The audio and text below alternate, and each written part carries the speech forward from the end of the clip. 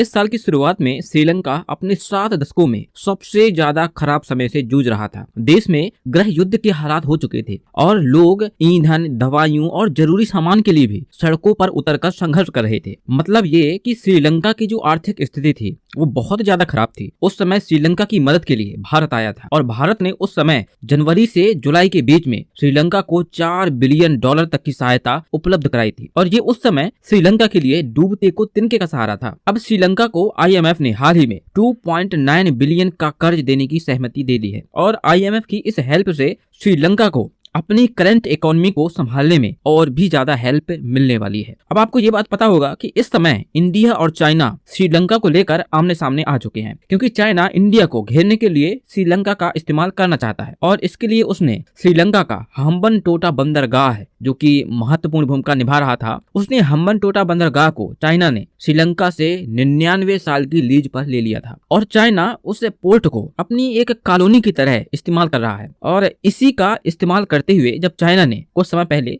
अपने टूही जहाज वोंग 5 को हम्बनटोटा बंदरगाह पर तैनात कर दिया तब भारत ने आपत्ति जताई थी और फिर भारत की आपत्ति के बाद चाइना ने अपने स्टेप में से राडार और ट्रैकिंग डिवाइसेस को ऑफ कर दिया था। अब इंडिया ये बात अच्छी तरीके से समझता है कि श्रीलंका को अपना दोस्त बनाए रखना भी बहुत जरूरी है, क्योंकि श्रीलंका की चीन से नजदीकियां भारत के लिए खतरा है, क्योंकि चाइना हमेशा से किसी न किसी देश को अपने कर्ज के जाल में उलझाकर फिर उससे मन मुताबिक काम करवाने की कोशिश करता है। इसलिए भारत श्रीलंका में अब और भी ज्यादा इन्वेस्टमेंट करने की योजना बना रहा है और भारत ये योजना लॉन्ग टर्म के लिए बना रहा है, शॉर्ट टर्म के लिए नहीं, और इसीलिए श्रीलंका की अर्थव्यवस्था को और भी ज्यादा मजबूती मिलने वाली है। इसके अलावा श्रीलंका के राजदूत मिलिंदा इन्होंने अपने एक इंटरव्यू में ये कहा कि चीन हमारा करीबी दोस्त है और इसलिए चीन से हमारे संबंध बने रहेंगे, लेकिन भारत हमारे भाई जैसा है और भारत के सुरक्षा हित हमारे सुरक्षा हित है। अब इन सब बातों से एक बात क्लियर जरूर हो जाती है और ये बात ये है कि चाइना चाहे जितनी भी कोशिश कर ले वह श्रीलंका का भारत के खिलाफ इस्तेमाल नहीं कर पाएगा और इसीलिए इस बात को काउंटर करने के लिए भी इंडिया ने पूरी प्लानिंग बनाकर रखी है ताकि वह श्रीलंका को चाइना के कर्ज के जाल से धीरे धीरे निकाल सके। और श्रीलंका की इकोनॉमी के लिए एक और जरूरी फैक्टर है और वो है टूरिज्म। इसीलिए श्रीलंका ने भारत के चेन्नई से और उत्तरी जाफना तक एक फ्लाइट शुरू की है और जिससे श्रीलंका का जो पर्यटन है वो और भी ज्यादा बूस्ट होगा।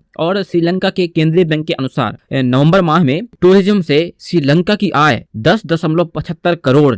तक पहुंच गई और ये इंडिया के लिए एक अच्छा संकेत है कि श्रीलंका धीरे धीरे चाइना की गिरफ्त से बाहर आ रहा है। वीडियो पसंद आए हो तो लाइक तो कीजिए, सब्सक्राइब करके जो जाना। मिलते हैं नेक्स्ट वीडियो में। जय हिंद।